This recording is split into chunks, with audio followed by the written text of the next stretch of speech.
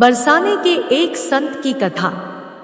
एक संत बरसाना में रहते थे और हर रोज सुबह उठकर यमुना जी में स्नान करके राधा जी के दर्शन करने जाया करते थे। यह नियम हर रोज का था।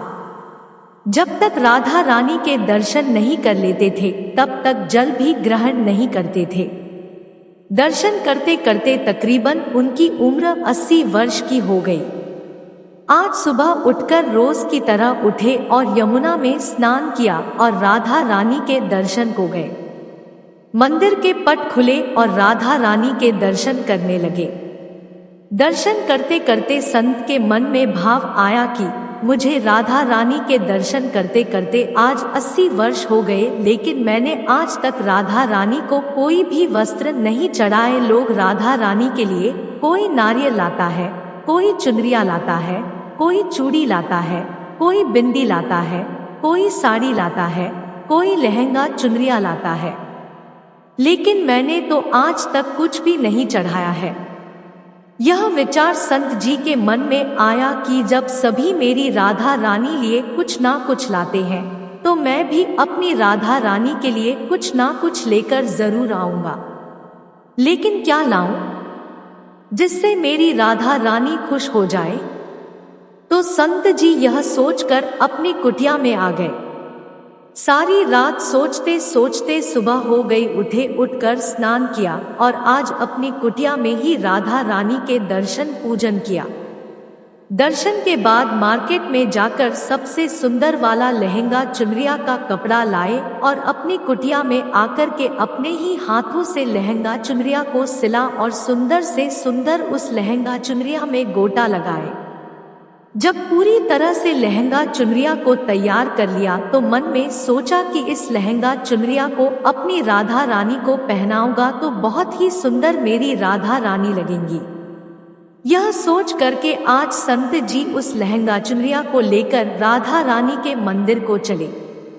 मंदिर की सीढ़ियां चढ़ने लगे और अपने मन में सोच रहे हैं, आज मेरे हाथों के बनाए हुए लहंगा चुनरिया राधा रानी को पहनाऊंगा तो मेरी लाडली खूब सुंदर लगेंगी। यह सोच कर जा रहे हैं।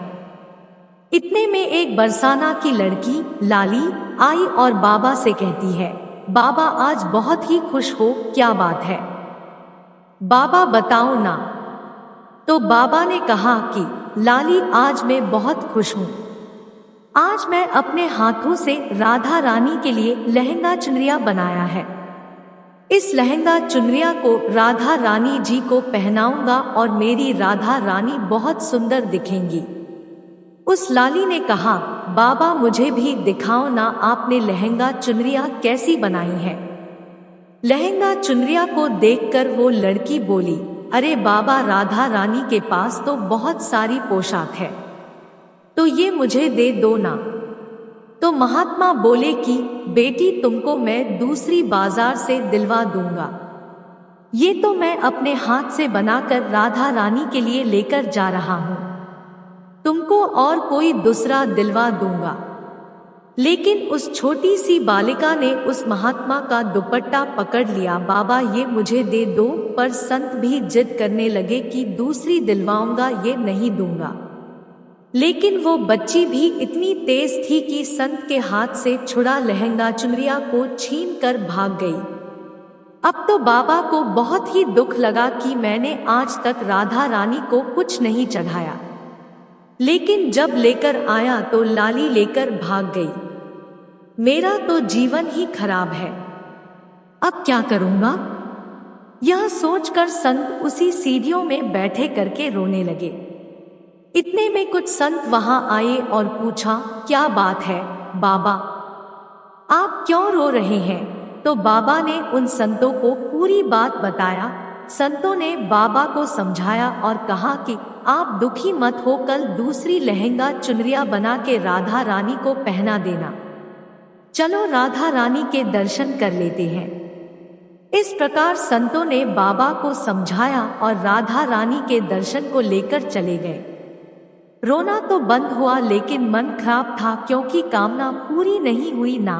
तो अनमने मन से राधा रानी का दर्शन करने संत जा रहे थे और मन में ये ही सोच रहे हैं कि मुझे लगता है कि किशोरी जी की इच्छा नहीं थी शायद राधा रानी मेरे हाथों से बनी पोशाक पहनना ही नहीं चाहती थी, ऐसा सोचकर बड़े दुखी होकर जा रहे हैं।